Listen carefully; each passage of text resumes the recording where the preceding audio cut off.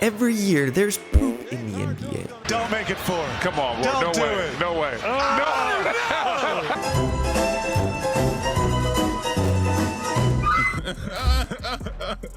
What's up, everyone? This is Informathletics. Today we're going to discuss NBA teams that took tanking too far. Each year there are teams that decide to lose on purpose. Hence, each year there is poop in the NBA. But some teams have taken this way too far, tanking way too often, and being so bad that they deserve to be on this list.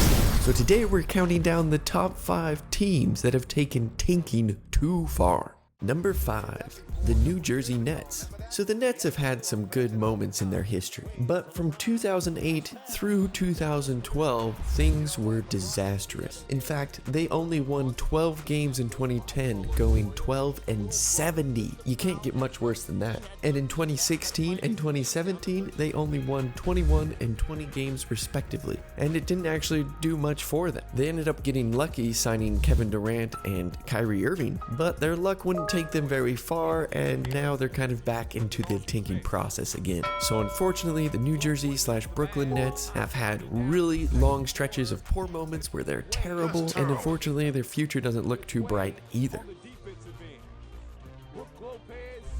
Number 4, the Sacramento Kings. Poor Kings fans. Yes, the Kings made the playoffs last year, but from 2007 through 2022, they had losing records, which is just so sad for the fans in that area.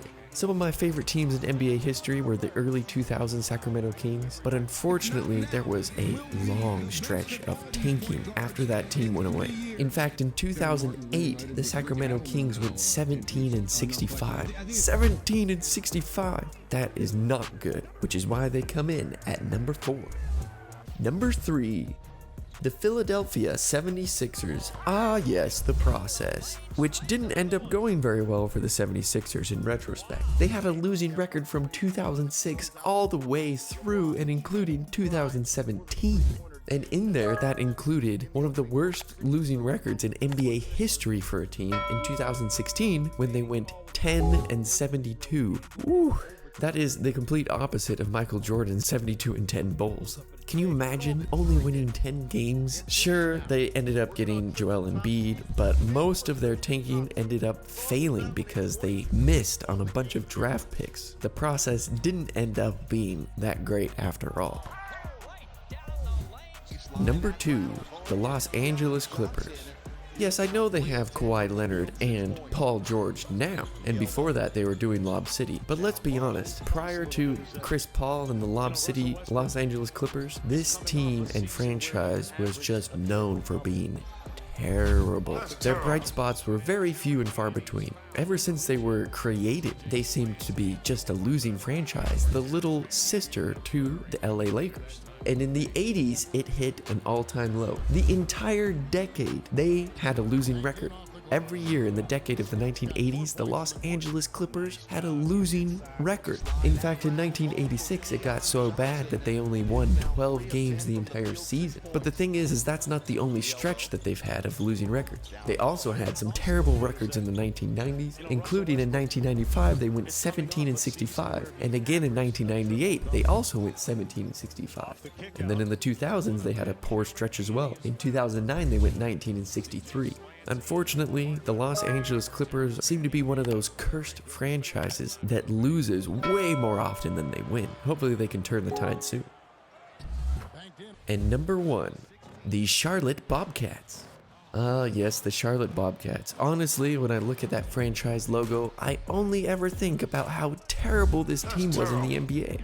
It seemed like every year they were trying to tank, and then it failed, and then they tanked, and then it failed. In 2005, they went 18-64. In 2006, they went 26-56. And in 2012, they set the record for the worst win percentage in NBA history, going 7-59, winning only 7 games in an entire season. So that alone is reason why they're number 1. But honestly, when I look back at the Charlotte Bobcats, it almost seems like they were so terrible that the reason they had to switch back to the Charlotte Hornets was to save face from the embarrassment of losing so many games. You're not seeing people walking around with Bobcat jerseys or talking about the good old days of the Bobcats, because there were none. How embarrassing. Yeah, switching back to the Hornets was the right move, and even still they haven't been that great, but hopefully they can turn things around.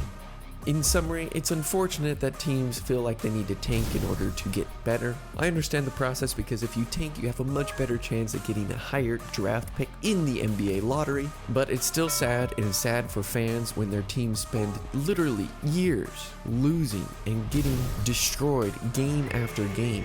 So if you're a fan of one of these 5 teams, I'm sorry that you've had to witness such long stretches of terrible and poopy basketball.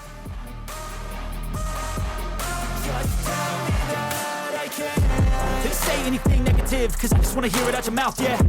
Give me fuel, it's a tool that I use to go ahead and run my mouth, yeah. I take shots, I take loss, I make shots, I miss lots. That's how you get big box, you get yachts, you swing lots and pop off a big shot.